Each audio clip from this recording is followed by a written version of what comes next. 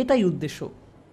আপনারা জানেন যে হুদাইবিয়ার সন্ধির সময় যখন রাসূলুল্লাহ সাল্লাল্লাহু আলাইহি সাল্লাম কাফেরদের সাথে একটি চুক্তি করতে যাচ্ছিলেন, সে সময় সব সাহাবীরা খুবই রাগান্বিত ছিলেন।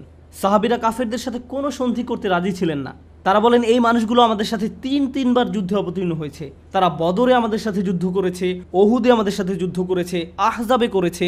তারা আমাদেরকে হজ করতে দিচ্ছে না, আর আমরা কিনা তাদের সাথে সন্ধি করতে যাব?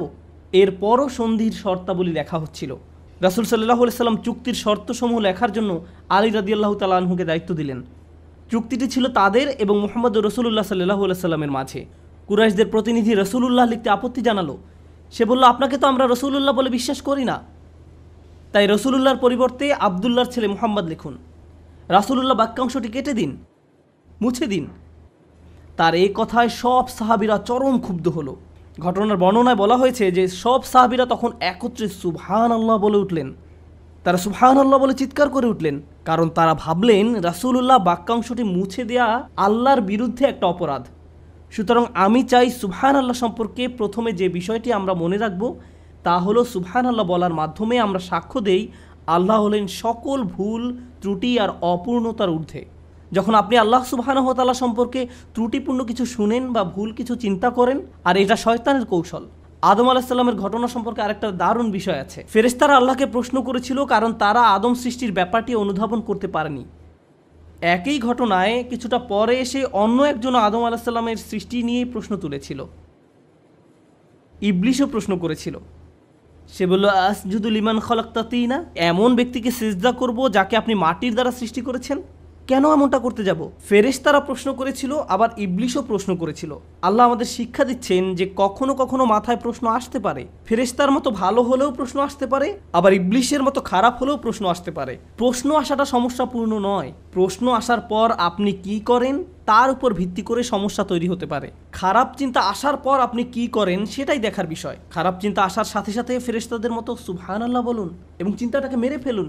আর যদি এমনটা না করেন তাহলে আপনি ফেরেশতাদের পথ অনুসরণ করছেন না, আপনি শয়তানের পথ অনুসরণ করছেন। এ দুটার মাঝে পার্থক্য এটাই। যদি চাকরি হারিয়ে ফেলেন তখন আপনার মনে এই ভাবনাটা এসে পড়তে পারে যে আল্লাহ আমার সাথে কেন এমনটা করলেন? আল্লাহর প্ল্যান কি? যে 2 বছর যাবত আমি চাকরি খুঁজছি, কোনো চাকরি পাচ্ছি না, বা আল্লাহ কেন আমার পরিবারের অমুক সদস্যকে ক্যান্সার দিলেন, অমুক অমুক ঘটনা কেন ঘটলো, কেন ওই বাচ্চাটাকে মরতে হলো, আমাদেরকে কেন দেশ ছাড়তে হলো? মানুষ তাদের জীবনের বিভিন্ন ঘটনাকে প্রশ্ন করে। মাঝে মাঝে মানুষ প্রশ্ন করে, পৃথিবীতে কেন এত যুদ্ধ বিগ্রহ? আল্লাহ কেন এসব ঘটতে দিচ্ছেন? কেন এখানে কেন ফিতনা হচ্ছে, ওখানে কেন এই ফিতনা হচ্ছে? আল্লাহ কেন এসব বন্ধ করছেন না? বেশ কয়েক বছর আগে নিউ ইয়র্কে থাকাকালীন সময়ে আমার এক বন্ধু ছিল। সে কিছুটা অদ্ভুত প্রকৃতির ছিল। আমি তাকে বেশ পছন্দ করতাম। প্রায় 20 বছর আগে রমজানের এক সময় একদিন সে আমাকে বলল, আমার মাথায় একটা দারুণ বুদ্ধি এসেছে।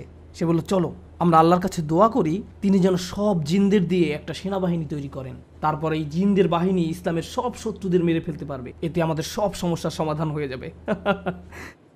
এরপর প্রায় 3 বছর ধরে সে এই দোয়া করতে থাকলো, কিন্তু কিছুই ঘটলো না। ব্যাপারটা হলো, কখনো কখনো আমরা আল্লাহর পরিকল্পনা বুঝতে পারবো না।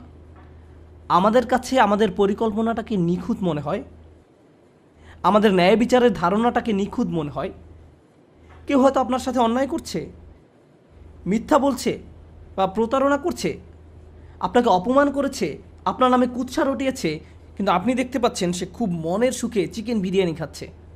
এখন আপনি তার দিকে তাকিয়ে আছেন আর বলছেন, এটা তো ন্যায্য নয়, সে এত সব অন্যায় করার পর তার তো কিছুই হয়নি। আল্লাহর ন্যায় বিচার কোথায়? আপনি যখন এভাবে প্রশ্ন করতে থাকেন যে তাদের তো শাস্তি ভোগ করা উচিত ছিল, তার গলায় কেন বিরিয়ানি আটকে যাচ্ছে না, আপনি যখন এইরূপ প্রশ্ন করতে থাকেন, ঠিক সে সময় আপনার নিজেকে কোন কথাটি মনে করিয়ে দেওয়া উচিত? সুবহানাল্লাহ। কারণ আল্লাহর ন্যায় বিচার সব সময় আপনার ন্যায় বিচারের চেয়ে উত্তম। আল্লাহর পরিকল্পনা সব সময় আপনার পরিকল্পনার চেয়ে শ্রেষ্ঠ। আল্লাহ সব সময় এমন সব বিষয় জানেন যা আপনি জানেন না। আপনি হয়তো মনে মনে ভাবতে পারেন, কিভাবে এরা এত ছাড় পেয়ে গেল? ভাবছেন আল্লাহ হয়তো কোনোভাবে তাদের ছেড়ে দিয়েছে।